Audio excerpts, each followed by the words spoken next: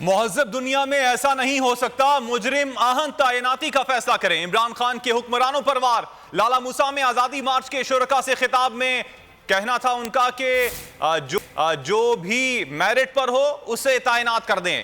3-4 دن سے وزیر اعظم لندن میں موجود ہے، وہاں تماشا ہو رہا ہے۔ قومی سیکیورٹی کے سب سے اہم عہدے کا فیصلہ لندن میں ہو رہا ہے۔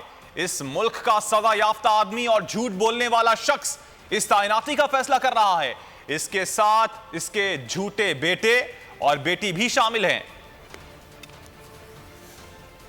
کہ یہ کسی دنیا کے مہذب معاشرے میں یہ تصور بھی نہیں کوئی کر سکتا کہ یہ ہوگا کہ ملک کے اہم فیصلے ملک کے باہر ہوں اور وہ لوگ کریں جو 30 سال سے ملک کے پیسہ چوری کر کے باہر لے کے جا رہے ہیں۔ میرے اوپر بھی 1-2 الزام لگائیں جی، اس کا ہم نے متنازع کر دیا، اس کا آرمی چیف کا۔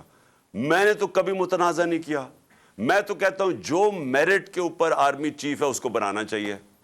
مجھے تو کوئی اپنا آرمی چیف نہیں چاہیے۔ کہ آج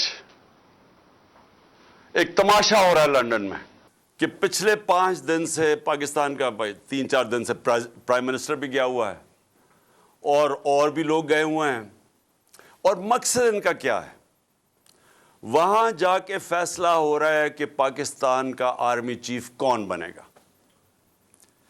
میں ذرا اپنی ساری قوم کو کہتا ہوں کہ ذرا غور کریں کہ اس ملک کے ساتھ کیا ہو رہا ہے، کہ جو ہماری نیشنل سیکیورٹی کا سب سے اہم عہدہ آرمی چیف کا، اس کا فیصلہ کدھر ہو رہا ہے؟ لندن میں بیٹھ کے۔ فیصلہ کون کر رہے ہیں؟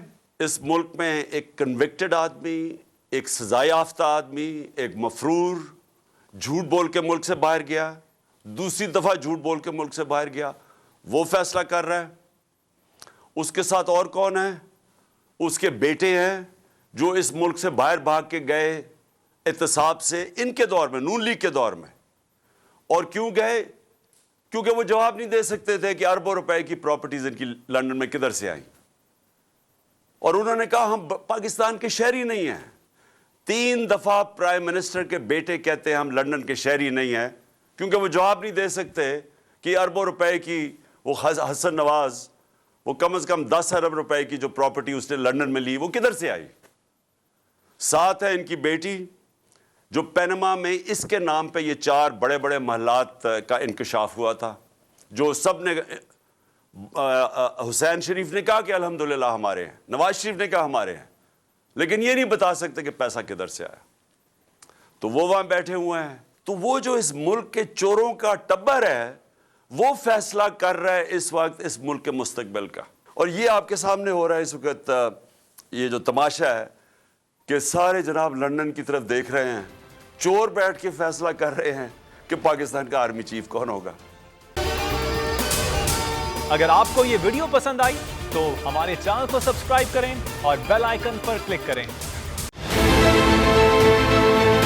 بہت اچھی کوریج کی ہے، یہ مارچ کی تو زبردست کوریج تھی، بول کی پرابلی سب سے بیسٹ تھی۔ سب سے زیادہ ریلز اور سب سے زیادہ ریٹنگ کے ساتھ بول رہا نمبر 1۔ سبسکرائب کریں اور بیل دبائیں تاکہ کوئی خبر رہ نہ جائے۔